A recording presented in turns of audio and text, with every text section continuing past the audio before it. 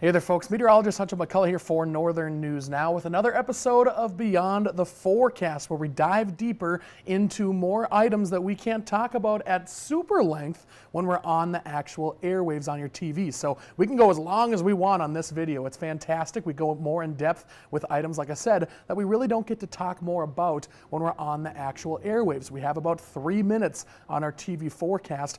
This can go as long as I want it to. So this one is also an interesting episode. This is going to be talking about low pressure tracks here in the winter months and how they affect us with different amounts of moisture, different kinds of temperatures, and a classic snowstorm scenario that we see quite often sometimes here in the Northland as well. So without further ado, here is today's video. Hey there folks, Meteorologist Hunter McCullough here for Northern News Now. I want to talk to you about a couple classic tracks of low pressure systems in the winter here that can bring us quite a bit of snow, or maybe not quite as much snow, depending on the circumstances on what we see here. So first off, it's important to understand, a lot of folks know this already, but just in case, down to the south, of course, we've got more moist air in the winter and cool and dry air off to the north. Thermodynamics, physics, all that fun stuff illustrate that colder air does not have as much capacity for moisture as warmer air. The warmer the air, the more capacity there is to hold more moisture. So the colder it gets, you can't see as much moisture in our atmosphere. So cooler and drier air off to the north, warmer and moist air down to the south, especially near the ocean, Gulf of Mexico, off in the Pacific Ocean and Atlantic Ocean as well. This is a clipper system. We see these all the time in the winter, and they originate just like the next one I'm going to talk about. These clipper systems originate in the Pacific Ocean. They travel through the Rocky Mountains up in Canada or down even in the northern United States, and it moves through. It gathers some moisture, of course, from the Pacific Ocean. It cools down, but because we're so far north, there's not as much moisture available because it's colder, because there's not that capacity for some moisture. So then we see it move through. This is called an Alberta clipper or a clipper system, or there's a few different names for it, but generally this is a cold and relatively dry system, and generally it produces a trace upwards of 3 inches of snow between there in some portion of the region. Usually it's the entire region. We'll see 1 to 3 inches of snow with the clipper system. Cooler weather typically associated afterwards. After a clipper system moves through, we usually have a nice Arctic surge of air that comes down for a day or two.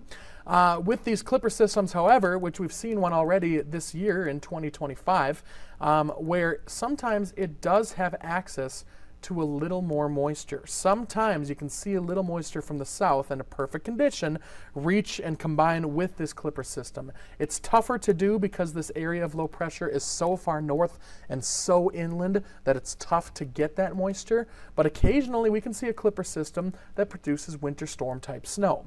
But typically with this type of system, we don't see the crazy snow totals that we would see from another system. With this system, however, we can get some good lake effect snow because it is colder air.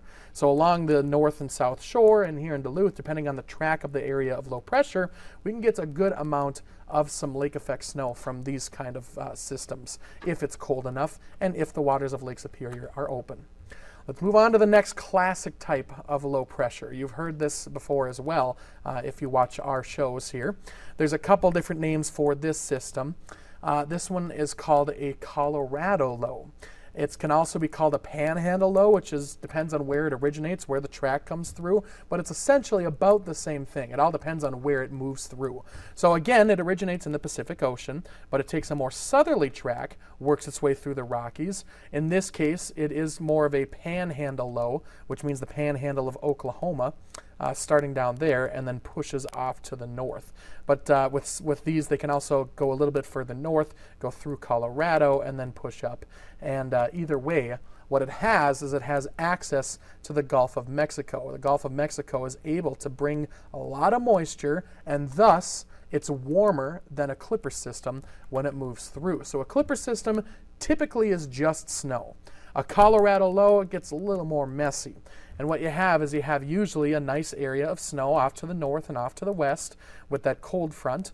And then somewhere in the middle, you got a little mixture. You can have the freezing rain, the gross stuff, and then usually down to our south, in central United States, we'll get an area of just rain. Even thunderstorms. You can get severe weather with these types of systems in that warmer sector of the area of low pressure.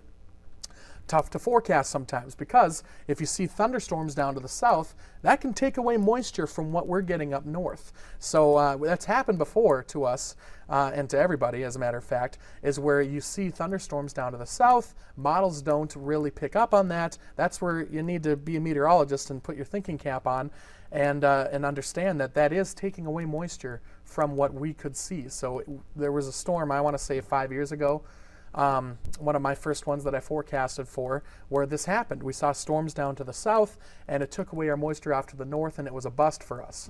And so that I learned quickly, thankfully, that is definitely a possibility and something that you really need to keep an eye on here.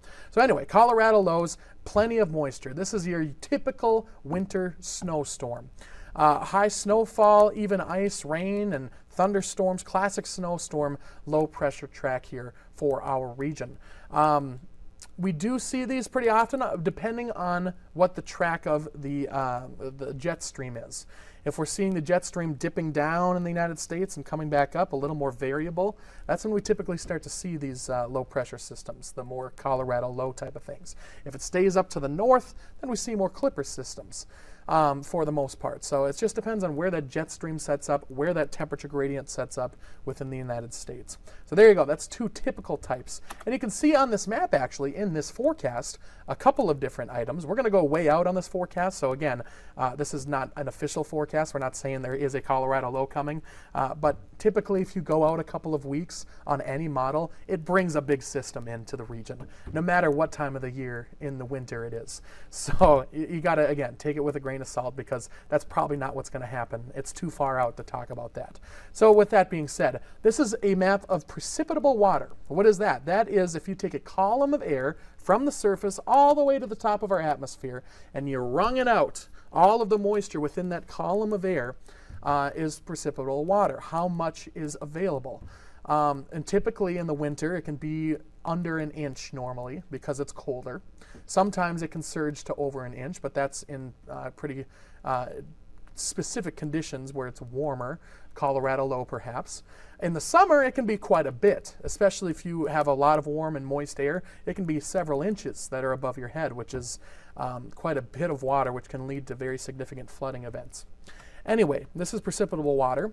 It's a little bit hard to tell, but the more purple that you go, the lighter purple is drier air, and the more lighter colors down here, the blues and the yellows, that's more moist air. And so we're going to go out to a little bit. This particular weekend is very cold, so you see that surge of dry air that actually moves down. The lighter purple comes into our region and even goes down as far south as like Kentucky and down towards southern Missouri. So this is a nice surge of cold air that's moving in. You can see the boundary of dry air and more moist air down towards the Gulf of Mexico.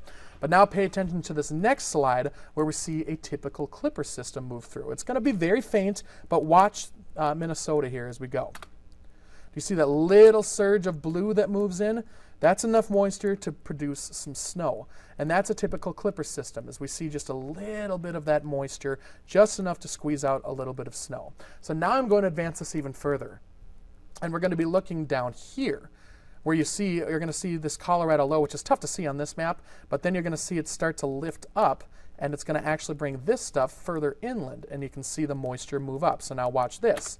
We go a little further, and we start to see that moisture moving up into the central portions of the United States. That's how we get that moisture up to our region in a Colorado low. As we see that moisture down to the south, it increases, pushes off to the north, and that's how we see some really high snowfall totals.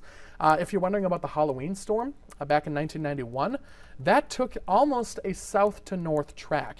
It was down in the Texas area, very rare track to take and very tough to take as well. So it had a ton of moisture from the Gulf of Mexico because it was basically over the Gulf of Mexico and moved off to the north up to our area. very, very tough track to take, and that's why it's a pretty rare storm to see in our region. So there you go. That's a little explanation about a typical track of a low pressure system in our region when it comes to the winter months. I hope you enjoyed this, and I hope you have a fantastic day.